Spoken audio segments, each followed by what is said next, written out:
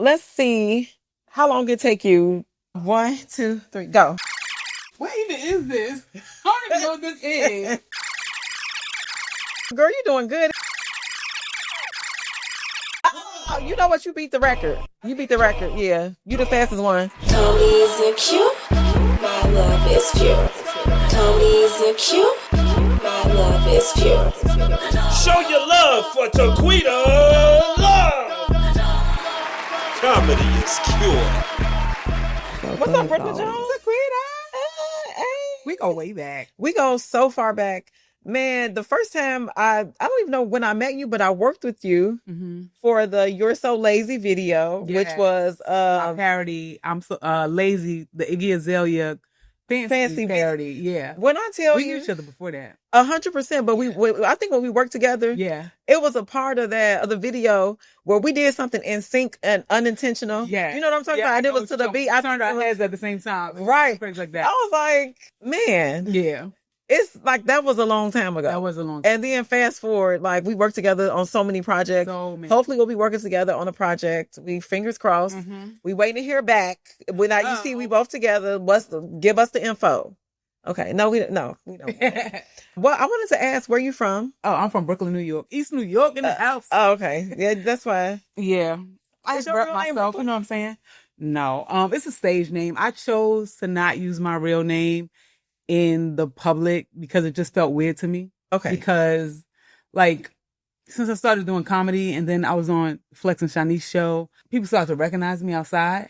And I forget people easily. So when people call my name, I want to know where I know them from. You know what I'm saying? So when people call me Brooklyn, I know they know me from like comedy or whatever. And when they call me by my real name, I know they know me from like before that. Okay. But now I've had this name so long that most people call me Brooklyn, even people who knew me from before that, which is kind of weird for me. Now I feel like I don't really know. So now it's my real name. Well, you do. You don't got to tell me your real name. I'll tell you off camera. Okay. People all my business like that. Government. Yeah. One of my friends who's really famous actually told me that I made a good decision because she said that she regrets using her real name as her public figure name because she's like too easily accessible. So yeah. It's not my real name, but I'll tell you my real name. At some point. It ain't no secret. I was just like, of course I know you as Brooklyn. And when I started, my middle name is Talone. Okay. And so I was modeling when I first got to LA, short-lived. But one of the photographers, he was like, you should go by Talone instead of Taquita. Because that name too. Yeah, but then at some point I was just like, you know what? With comedy, it's like I am who I am. It is what it is. I don't know if it makes a difference for me. I think when you become uber famous, where it's like everybody know you, I think that's when it's like makes a big difference. I think I'm gonna use my real name for production credit though. Okay. Like if I work on a TV show, if I create the TV show, when it says created by, it's going to have my real name. You know what I'm saying? I want all my credit. Right. You know what I'm saying? Like Queen Latifah, she's Queen Latifah. But on the production side of things, you'll see Dana Owens. You know what I'm saying? Okay. So I'm going to try to do it like that. That makes sense. Yeah. One thing I quickly learned about you, I mean, you're very talented. Thank you. But the thing that stood out the most for me was your comedic writing for parodies. And I wanted to know, how did that start? And is that your signature? I wouldn't say it's my signature. I think how it started is, a lot of people don't know this, but before I was a comedian, I was a rapper. Okay. Like I was a rapper. Like I used to do ciphers, underground ciphers and stuff like that. I was on 106 in Park Freestyle Friday. For real? Yeah, I won twice and then I drew a blank and I lost. But at heart, I'm a rapper. But then as I started to get older, I was like, I think I'm getting too old to rap, which in retrospect, I think that was stupid because I wasn't old. I was like in my 20s. Oh, okay. Rappers rap in their 20s. Did you know I used to rap? No. Girl, we better give you. I'll give you a little bar real quick. All right, hit it. It's not a freestyle, but this is my best rap. Okay, cold as ice, rhymes that's right, shit that's tight. I just might pick up the mic, blowing up like dynamite, fevelating like. Okay, I get it. You want the beginning of it? Cold as ice, rhymes that's right, shit that's tight. I just might pick up the mic, blowing up like dynamite. But look, that was in high school. Wow, is that your only rap? Or that's the best one that I got. Okay. That's the only one I can remember. Okay, but so when people say I had a little something back in the day. Do you feel like you could still write? Like I probably could, but probably if I would do anything, I would want to do medical rap. Like I would want to try to do something like change the game. Yeah, that'd be dope. Anyways, that's it. But yeah, so that's where. But how did I? Yeah. Would I have made it? I don't know if you would have made it as a rapper, but you would have did all right in a little cipher. I don't know if somebody would be like, yo, I gotta sign you right now. But nah, that was good. It was no more. Yeah, so I think like it's still in me. You know, I come from a musical family. Yeah. So music is a part of if you don't who I mind am. sharing, like, your family. Oh, sure. My grandfather is Sidney White. Okay. And he is a composer. He wrote songs for Elvis Presley, Aretha Franklin, Jackie Wilson. So if you look up my grandfather's name, Sidney Jackson White, you'll see his name come up for writing songs for like Elvis and people like that. And then my grandmother, Joyce Bennett, she was a playwright. But I don't know if she like really blew up, but she wrote plays and musicals and stuff like that. And my mom sings. So I just have music in my blood, right. You know what I'm saying? So I started rapping. And I also wrote a song for Shanice. I don't know if y'all know this, but her Every Woman Dreams album, there's a song on her album called Get Up. I wrote that song. Yeah. Me and Shanice wrote it together, but yeah, I wrote a lot of it. Who name on the album? Is your name on there for like the credit for writing it? Okay. Yeah, but my real name's on there. So I gotta tell you what my real name is so you can see it. But yeah, I wrote that song with Shanice, and Sheila E plays the drums on it. Oh. So yeah, I got a little bit of music, but you know, like once I started doing comedy, I don't know. The parodies just came natural to me. It started off being silly. I love them. I need to do more, but they're just a lot of work. You know what I mean? They're very time consuming. But I was in the car with my little cousin Ruba, and Beyonce's Drunken Love came on. And I started singing Drunken Love, but I changed the words to Chunky Love, and I started singing about food. Yeah. Like, right in his car.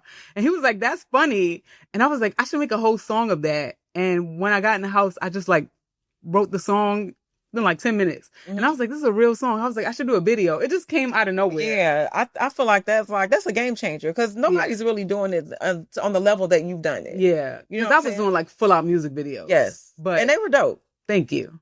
It was just a lot of work, and I didn't feel like it was maintainable just for me as one person. You know what I'm saying? Like if I had a team, it would be easier, but it's a lot of work. So to write the song, then I have to go in the studio and record it. Yeah. Then I have to concept the video, then shoot the video. And I don't have like a team where I could just go into the studio. Like my friend had a studio, but then didn't have it anymore. So I'm like, where am I going to record it? You know, so it was just like, but I might get back into it. Bring that back. Yeah. I mean, I'm trying to see what song would I like. I would like one of those like Nicki Minaj songs. Like I would want to hear like a parody of one of those. All right. Or what's her name? Meg Thee Stallion. All right. Pick one and maybe I'll do a parody because I was talking to a fellow comedian about that like a couple of days ago, and we were thinking about doing a parody together, but we couldn't figure out which song we wanted to do. With the Stallion. I want to be in it like in the video? Yeah. All right. Yeah. Tasteful. Because we were literally like, yo, we should do a parody, but we were like brainstorming. We were like, I don't know what song. Can I rap? Can I get a couple bars on it? Yeah. Oh, for real? For real. Okay. We can all sit and write it together, concept it together, come up with like whatever the premise is and lay it down. Because this person, he has a studio and everything. Like now I have a person who is a comedian, but he also has the space and the equipment to do what we need to do. So I might have an easier time making parodies. I love it. I love it. And I love working with you. It's been many times you done threw me a bone. People don't understand how the relationships and comedy work. Yeah. So it's just like, we do stand up, but then we might get a call for something and you be like, hey, Taquita, I think you might be great for this and vice versa. So I'm so happy that, you know, like our paths cross. Yeah. Because you've been working.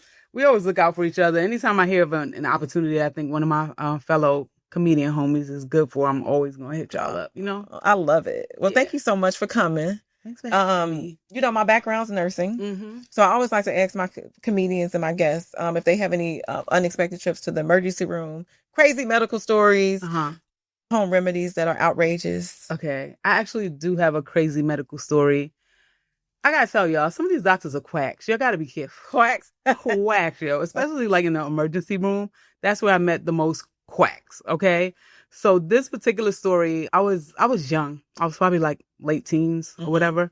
And I got sick. Like I started feeling sick. Like I had some kind of virus or something. Like it made me like sluggish and tired. I wouldn't eat and like nauseous, you know what I'm saying? And I had like a bad headache and I had like it looked like a bite or something on my stomach. It was like a bump with a little hole in it. So my mom saw that and she was like, no, I got to take you to the doctor. So she was like, maybe a spider bit you or something like that. Cause it was like a little bump it looked like something stung me or something. Okay. So she was like, I gotta take you to the emergency room. So she takes me to the emergency room.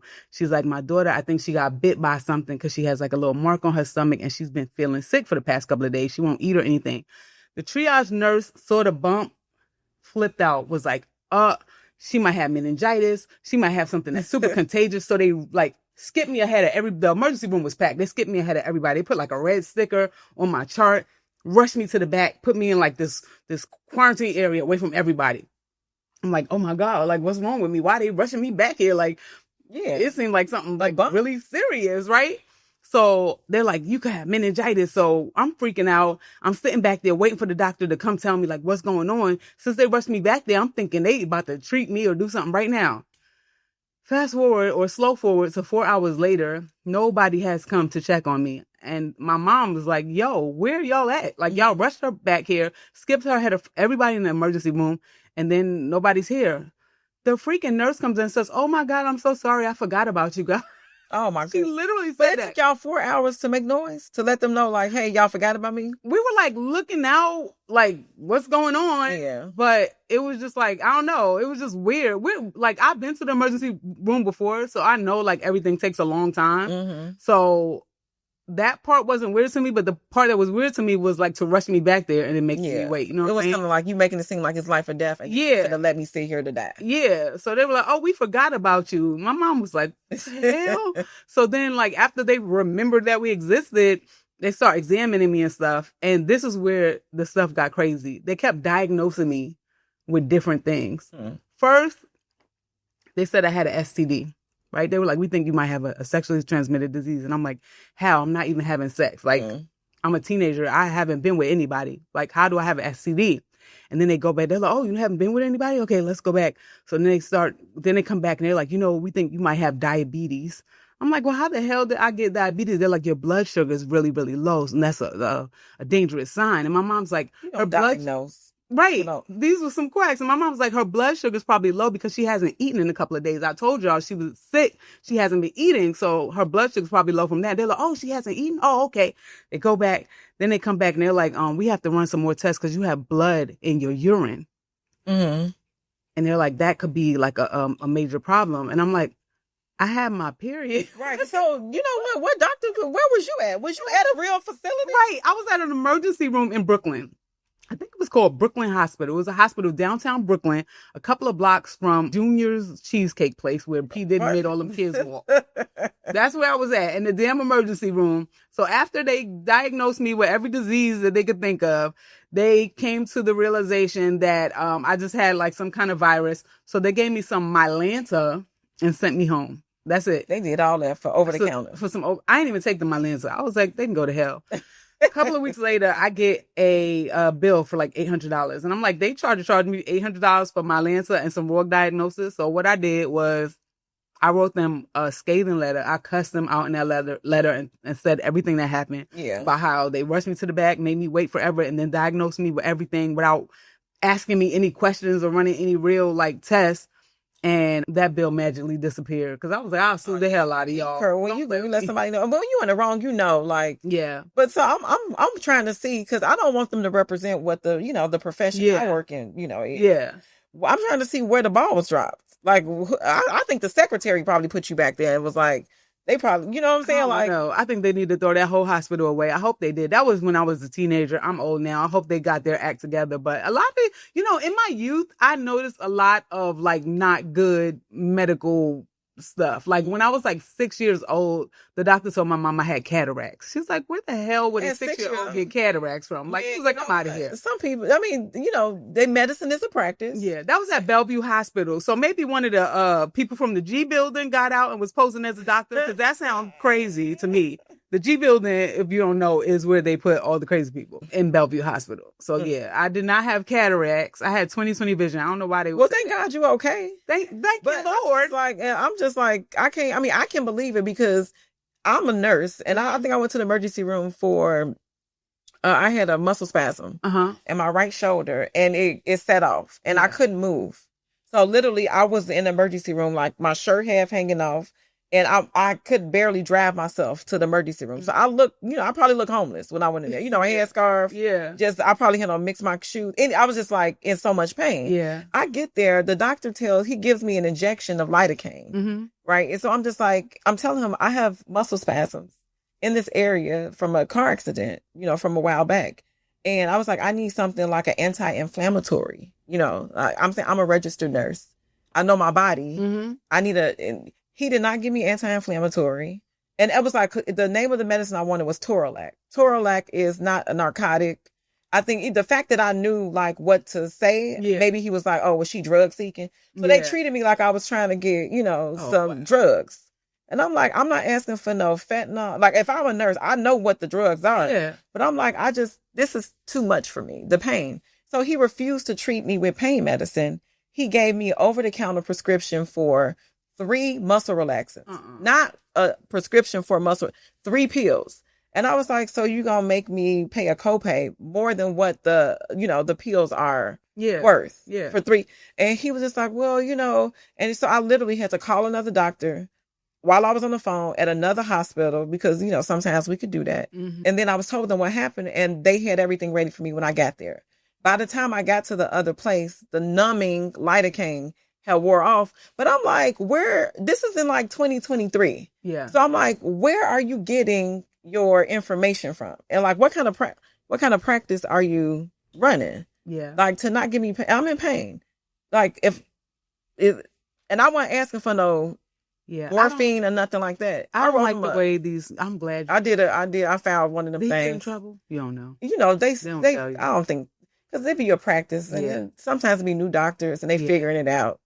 I don't like the way they treat black women in the and that's a whole nother ball game. I remember I went to the doctor and I forgot what the symptom was, but I told him and he said, he rolled his eyes at me. I was like, you know what? I'm leaving. Yeah, it's that. I started going back to school for my nurse practitioner, and I wrote my paper, one of my big papers on that, like the way women are treated and how pain is ignored and minimized. Wow, it'll be, a Caucasian woman with a drawer full of medicine that if she take one too many pills can kill her. Yeah. But then we try to get help and it'd be like, well, we don't believe you. Yeah. Well, we don't think. And it's just like, you know what?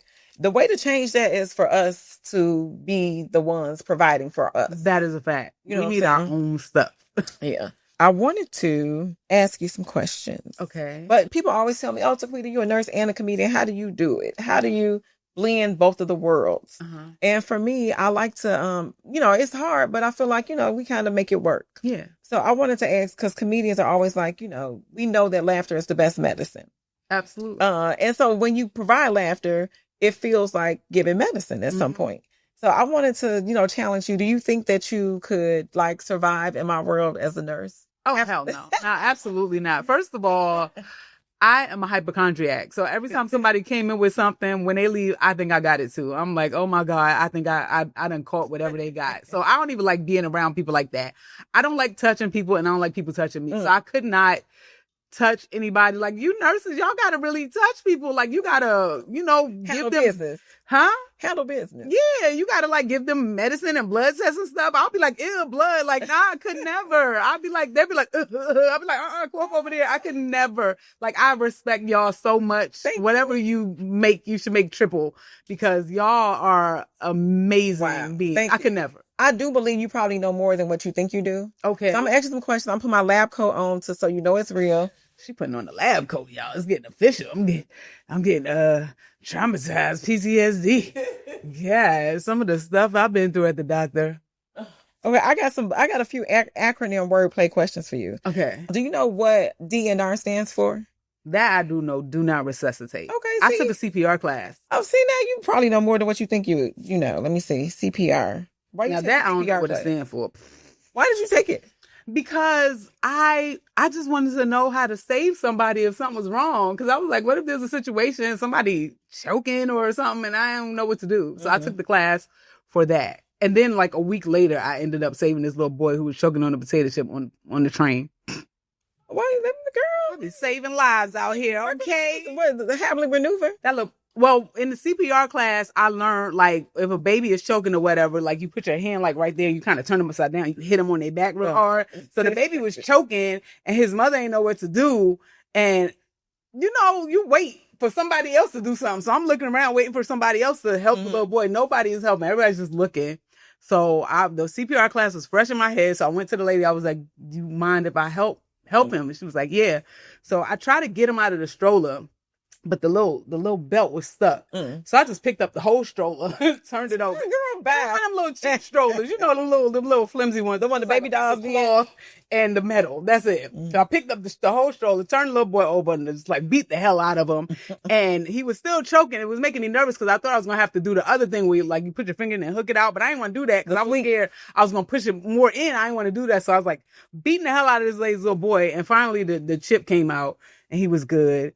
And then I just sat down. I was like shaking like a leaf because I was freaking out. But okay, well, you already in there. Yeah, saving lives. Ain't nobody applaud or nothing. I feel like somebody should have clapped. Like I was thinking of like TV. On TV they'd be like, yeah, you saved the life. Ain't nobody care. They were just like, okay, anyway, I'm just keep. Yeah, so them CPR classes do work. They do save lives. They do. How long should you wash your hands? Well, during COVID, on the news they said you should sing "Welcome to Atlanta" hook 2 times. So however long "Welcome to Atlanta" go. That's a long song. Girl, just the hook. Welcome to Atlanta. Where the players play. Yeah. Okay. All right. I'll take that. I don't mind that one because I love me some Atlanta. Okay. What does PPE stand for? I have no idea. I don't know. Oh, you know what? It don't have to be the right answer. Just whatever come to mind. It could be stupid, crazy, ridiculous. I don't know. Put people everywhere. I have no idea. Okay. I like it. Put people everywhere. Just get out of here, but go everywhere. Yeah, everywhere else. It stands for personal protective equipment. Oh, I never knew that. Personal protective equipment. Do you know what it is? What is that, like rubber gloves and masks and stuff like that? It's just stuff to protect yourself. Exactly exactly how it sounds. Personal protective equipment. Okay. So for the next challenge, I'm gonna see if you could put on personal protective equipment. I got some PPE here. Okay. And let's see how long it take you to put everything on. Let me see if I got. All right. Let me see. Let me set my timer. Okay. 1, 2, 3, go.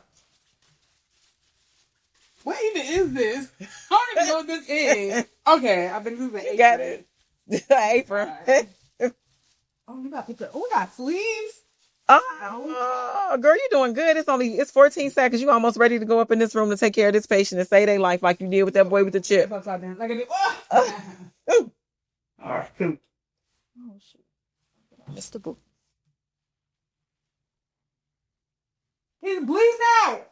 Okay. Girl, okay. Well, he 31 seconds in, so he calling for you. He on the call out. He see you about to come up in there. He happy. And he just like, look, my nurse on the way. Oh, you know what? You beat the record. Yeah. You the fastest one. And I put my thumbs through these little holes. But the thumb, well, it's supposed to go inside. Oh. Because just think about it. You don't want nothing to be able to go and like to touch your skin or nothing. Right there. Yeah. And that's how you get down. Because look, if the blood hit right here, it's going to drip down into the glove. But I have the other way. You know what? They don't know what they doing now. I told y'all, they don't even know what Brooklyn. Here it would go down my arm. But Brooklyn, you remix everything, so I ain't mad at you. You remix everything. Don't that make sense? I mean, like if it's like slat of blood and it drips down, it just drip down my hand. But if it's inside my glove. But the glove is protecting right here. The glove is going to bam, and then it's not going to let nothing. Girl, I don't. But you know what? Because I use these gloves to dye my hair, and sometimes my it do be see black as hell when I get these gloves off. Let me tell you.